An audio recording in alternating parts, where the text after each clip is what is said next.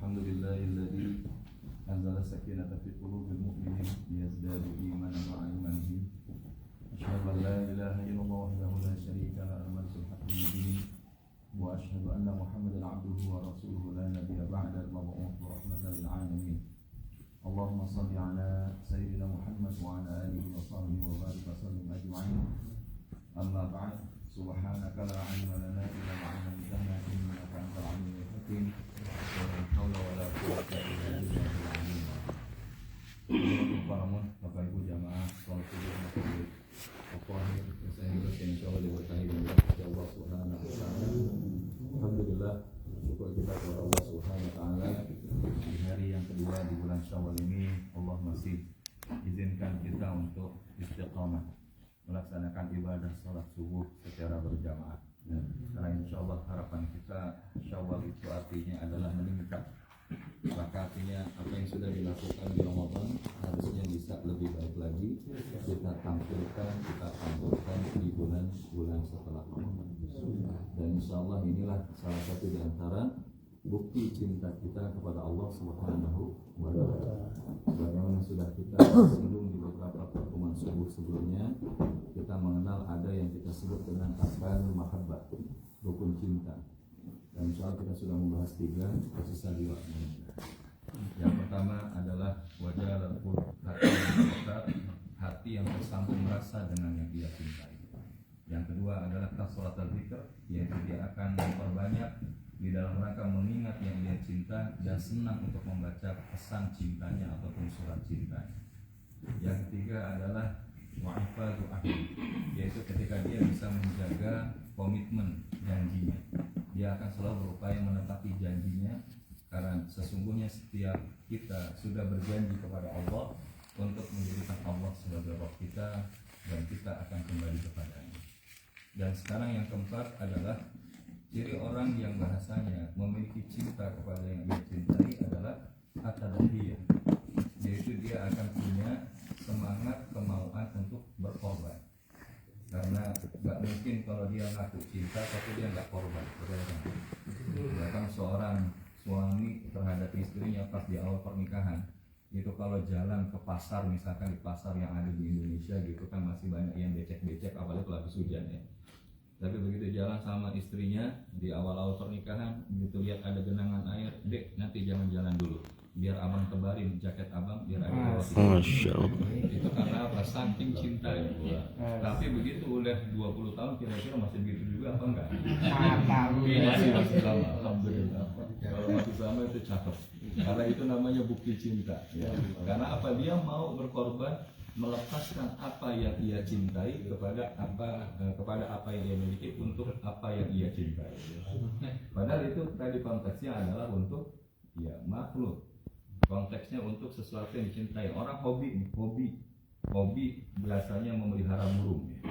Coba kadang burung udah dimandiin, dikasih makan, tapi yang punya burung bisa jadi belum. Ya, kadang-kadang belum mandi, belum makan. Kenapa? Karena dia mencintai. Pokoknya hobi senang dengan mobil antik ya kan, ataupun motor gede.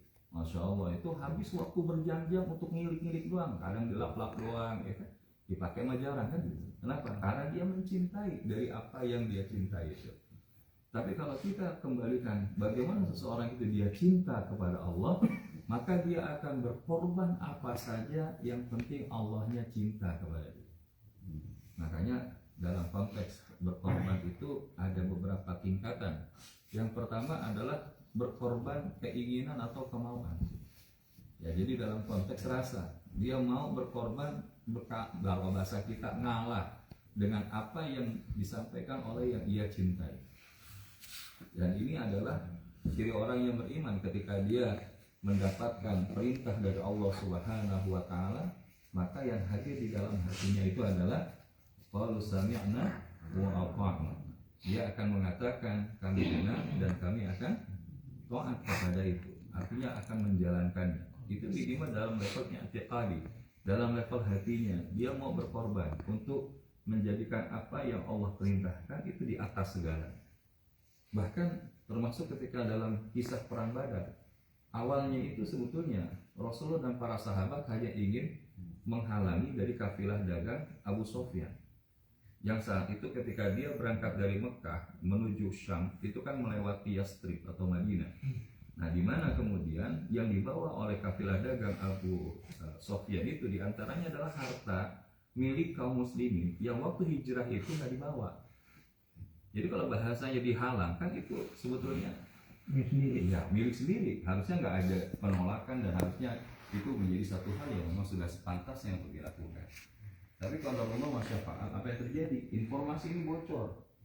Ternyata ada informasi sampai ke Makkah bahwa Rasulullah Muhammad beserta dengan kaum muslimin akan menghadang daripada kafilah dagang Abu Sofyan ini. Maka akhirnya dipersiapkan sedikitnya 1.000 tentara, 1.000 pasukan yang itu akan siap untuk berhadapan dengan Rasulullah dan kaum muslimin. Nah, di dalam keadaan itulah Allah Subhanahu wa taala kemudian memerintahkan kepada Rasulullah dan para kaum muslimin untuk berangkat jihad, untuk berangkat ke medan perang di dalam rangka menghadapi para kaum kufar.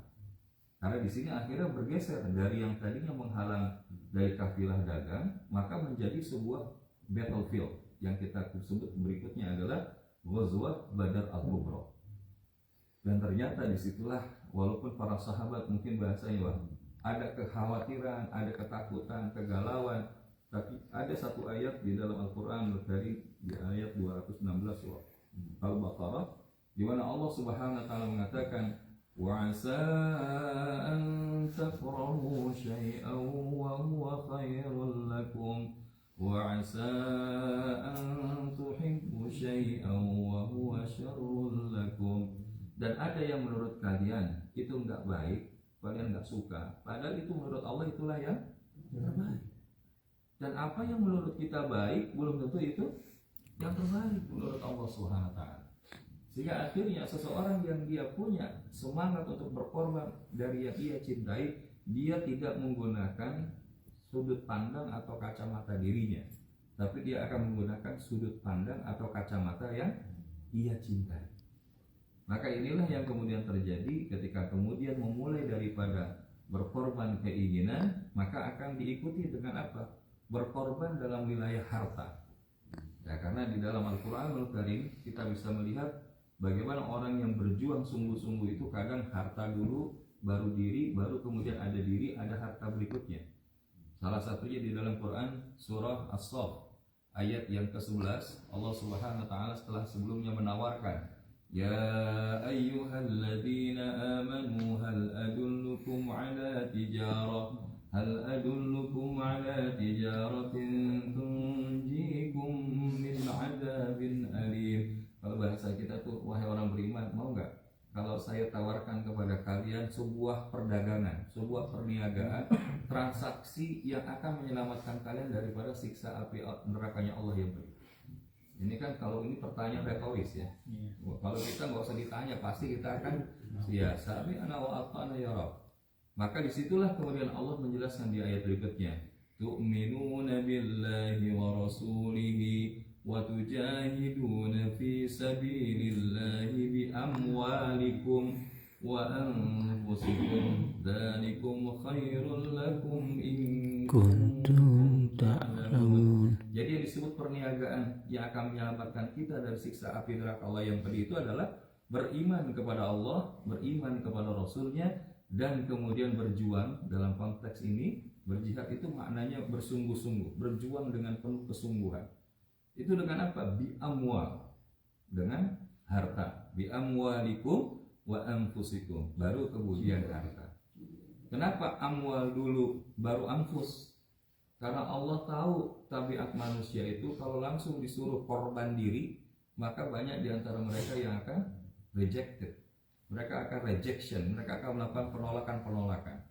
Tapi kalau kita melihat bahwa kemudian Allah membuka pintu dari harta, maka ini adalah pembuktian cinta kita.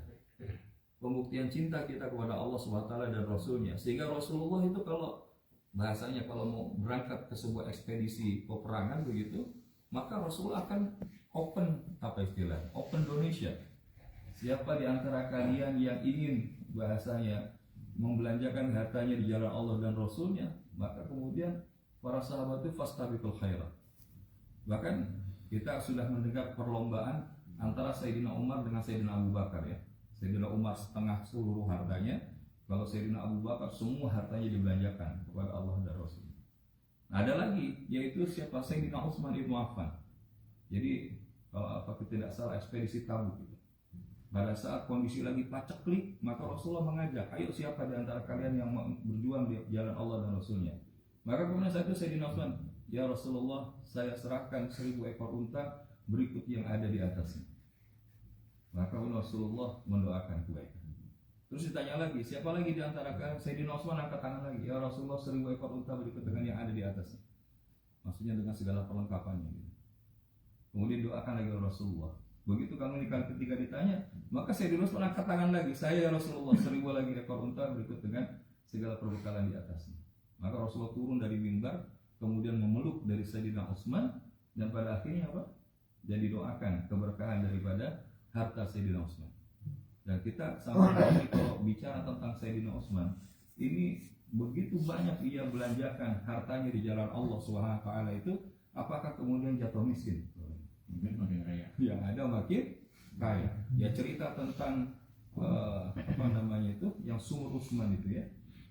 Bi'arul Rumah ya, itu Masya Allah, itu satu hal yang menarik karena begitu Rasulullah hijrah ke kota Madinah, sebelumnya bernama Yasrib itu, maka bagaimana berada dalam kondisi kemarau. Nah, qadarullah ada sumber air yang dimiliki oleh seorang Yahudi. Nah, kemudian Rasulullah bilang, siapa yang kemudian bahasanya membeli daripada sumur itu, maka Allah akan gantikan dengan yang serupa di surganya Allah. Nah, ini kan para sahabat begitu dibilang kayak begitu nggak nunggu besok, maka Sayyidina Utsman langsung datengin orang Yahudi itu, nego alot kalau tidak salah itu, kalau dikurskan kita, sampai kemudian dia bilang, oke, kata si Yahudi ini, kamu boleh 1 hari punya kamu, 1 hari punya saya. Dan itu belinya kalau nggak salah sekitar 2 miliar atau 2,5 miliar kalau dikurskan pada saat itu. Dan itu setelah kemudian 1 hari punya Sayyidina Utsman digratiskan. Tapi kalau punya orang Yahudi itu bayar. Nah, lama-lama kan orang akhirnya apa? Kalau ada pilihan yang gratis sama yang bayar, pilihnya yang mana? Gratis. Nah, ini berarti manusia juga ya. Nah, keumuman kita pasti senang dengan yang gratis. Dan itu pun yang terjadi pada saat itu, apalagi lagi paceklik, beli air mahal. Maka pada saat giliran Sayyidina Utsman di-free kan, digratiskan.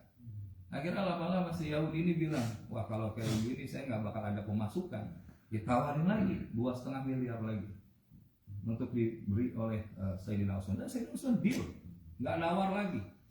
Begitu sudah dibeli, apa kata Sayyidina Utsman? Maka saya serahkan sumur ini untuk Allah dan Rasulnya.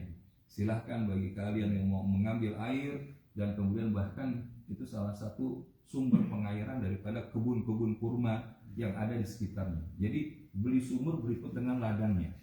Makanya sampai sekarang itu dikelola oleh kerajaan Saudi Arabia, dan itu sampai sekarang account bank atas nama Utsman ibnu Affan itu masih ada.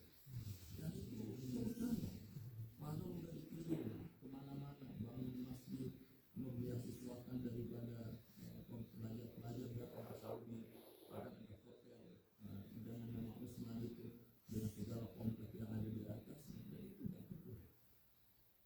Dan itu adalah bagaimana ketika seseorang berkorban hartanya kepada Allah Subhanahu wa taala, Allah akan menggantikannya dengan yang jauh lebih baik. Maka ini adalah korban dari sisi harta. Dan yang terakhir adalah korban dari sisi fisik atau dari sisi pribadi kita. Tadi di amwalikum wa anfusikum. Yang berikutnya adalah diri. Kalau udah bahasa diri itu adalah bagaimana kita mewakafkan diri kita itu hanya menjadi employee of Allah. Nah, ini yang kita membahasakan. Wah, emang ada Ustaz, kapan Allah buka announcement cari employee? Maka secara letterlek enggak. Tapi kalau kita dapat di hadis Nabi, maka disebutkan Nabi SAW, man yuridillahu bihi khairan ista'mala. Barang siapa yang dikehendaki Allah kebaikan, maka Allah akan memperkerjakan dia. Maka satu ditanya para sahabat, wa masta'mala ya Rasulullah, siapa orang yang dipekerjakan oleh Allah SWT? Maka Nabi SAW menjawab, qala yuwaffiquhu li'amalin salih qabla mautih, yaitu seorang yang diberikan taufik oleh Allah Subhanahu wa taala untuk terus beramal soleh sebelum kematian itu datang kepada kita. Maka inilah orang-orang yang kita sebut sebagai employee of Allah, yang dia memahami life is not just about our accumulation, but life is about our contribution. Hidup itu bukan cuma tentang sekedar bagaimana numpuk-numpuk aset kita, numpuk-numpuk medali penghormatan yang telah disematkan kepada kita, tapi hidup itu adalah tentang kontribusi kita terhadap orang-orang lain di sekitar kita. Kalau bahasa kita, meluaskan hajat hidup sebanyak mungkin orang. Karena apa? Ketika inilah yang dilakukan oleh seseorang yang mencintai Allah, maka mereka juga akan menjadi orang yang dicintai oleh Allah dan Rasulnya. Karena disebutkan khairun nas anfa'uhum linnas. Sebaik-baik manusia adalah yang paling banyak memberikan manfaat kepada manusia. Yang sanggup dengan harta silakan, yang sanggup dengan ilmu pemikiran silakan, yang sanggup dengan tenaga karena dia piawai main pingpong silakan. Karena sudah ada keinginan main pingpong yang bertahan selama 1 bulan. Insya Allah yang seperti ini. Kenapa? Karena ketika kita bisa jadi manfaat dengan jalan-jalan kebaikan apapun yang Allah berikan, maka itulah yang dikatakan sebagai employee of Allah. Dia hanya ingin bagaimana hidupnya itu bisa dilihat sama Allah, bisa caper sama Allah. Dan ketika Allah sudah melihat kepadanya, maka mudah-mudahan Allah akan membimbingnya. Sebagaimana diungkapkan oleh Nabi SAW, jikalau Allah dalam mencintai seseorang hamba, maka Allah akan memanggil malaikat Jibril. Seraya mengatakan, ya Jibril, saya mencintai hambaku di dunia fulan bin fulan. Maka bagaimana dengan engkau? Maka kata Jibril, ya Rabb, kalau engkau sudah cinta, maka tentu aku juga mencintainya karenamu. Kemudian apa? Tsumma nada ahlas sama. Maka kemudian malaikat Jibril itu memanggil seluruh malaikat. Seraya mengatakan, wahai para malaikat, Allah Subhanahu wa ta'ala mencintai hambanya di atas muka bumi, fulan bin fulan. Dan aku pun juga mencintai karena Allah. Lalu bagaimana dengan kalian? Kalau sudah Allah mencintai dan kau mencintainya Jibril, maka kami pun juga mencintainya karena Allah. Artinya penduduk langit pun ridho kepada orang itu, dan akhirnya yang di bumi pun memberikan penerimaannya. Maka kalau kita belajar dari profil siapa, kita belajar korban perasaan, ya bahkan saja tadi ya, korban daripada segi niat, tekad, keinginan, kemauan, kemudian harta, kemudian diri. Salah satu the best one-nya itu ada di dalam diri Nabi Allah Ibrahim alaihissalam. Makanya beliau mendapatkan gelar Khalilullah, yaitu Nabi yang dicintai oleh Allah Subhanahu wa ta'ala. Maka apa efeknya ketika Nabi Ibrahim ini dicintai oleh Allah dengan segala ketaatannya itu? Ketika dilemparkan ke dalam apinya Namrud, maka saat itu malaikat udah jejer. Kalau bahasa kita malaikat jejer, ya Ibrahim, pertolongan apa yang kau butuhkan? Apa kata Nabi? Hasbunallah wa ni'mal wakil. Cukup bagiku Allah sebagai pelindung dan Allah yang akan memberikan pertolongan. Maka disitulah Allah kemudian berfirman kepada api, qul ya naru kuni bardan wa salaman, dan berikanlah kesejahteraan kepada anak Ibrahim. Ya, jadi kalau kita lihat bagaimana di dalam ayat ini Allah memerintahkan, katakanlah wahai api, dingin dan sejuklah engkau dan berikanlah kesejahteraan, keselamatan kepada Ibrahim. Maka walaupun Nabi Ibrahim dibakar oleh api yang menyala-nyala, pertanyaannya, kesentuh api enggak tuh Nabi Ibrahim? Nah, ini kenapa? Karena kalau sudah Allah cinta, maka penduduk bumi pun akan memberikan penerimaannya. Yang enggak mungkin versi kita, itu sangat mungkin bagi Allah SWT. Maka mudah-mudahan kita bisa belajar mulai berkorban, mengikuti maunya Allah, bukan sekedar maunya kita. Hidup ini menjadi keinginannya Allah, bukan sekedar keinginan kita. Dan kemudian kita akan berkorban harta-harta kita di jalan Allah Subhanahu wa ta'ala, termasuk di dalam memakmurkan masjid ini, karena tentu membutuhkan biaya yang tidak sedikit. Maka kalau bukan kita, siapa lagi? Kalau bukan sekarang, kapan lagi? Ini kayak slogan tertentu. Tapi ala kulli hal, intinya adalah yang kita maksudkan di sini, jangan nunggu besok, karena kita nggak pernah tahu apakah besok kita masih punya kesempatan atau tidak. Dan yang terakhir adalah bagaimana kita berkorban daripada diri kita. Maka kalau ini semua kita telah lakukan, janji Allah dalam Quran surat At-Taubah ayat 111 sebagai penutup, innallaha ashtara minal mu'minina anfusahum wa amwalahum bi anna lahumul jannah. Sesungguhnya Allah membeli dari orang beriman itu diri mereka, harta-harta mereka dengan balasan surganya Allah Subhanahu wa taala. Mudah-mudahan kita diberikan kemampuan oleh Allah SWT, korban di jalannya, dan insya Allah ada satu bagian lagi yang insya Allah akan kita sampaikan besok pagi, dan mudah-mudahan juga menjadi bagian dari agenda di hari terakhir keberadaan kami di Masjid At-Tahir ini. Mudah-mudahan insya Allah besok Allah berikan kemampuan, kekuatan bagi kita untuk juga sama-sama hadir kembali di Amin. Besok 5 rapat masjid subuhnya 5:15. Oh, lebih cepat, oke. Karena sekarang subuhnya sudah jam 5, insya Allah di start 5:15 ya. Kita akhiri dengan mengucapkan hamdalah, istighfar dan kafarul majlis. Alhamdulillahirabbil alamin. Astagfirullahaladzim. Subhanakallahumma bihamdika asyhadu an la ilaha illa anta astaghfiruka wa atubu ilaik. Assalamualaikum warahmatullahi wabarakatuh.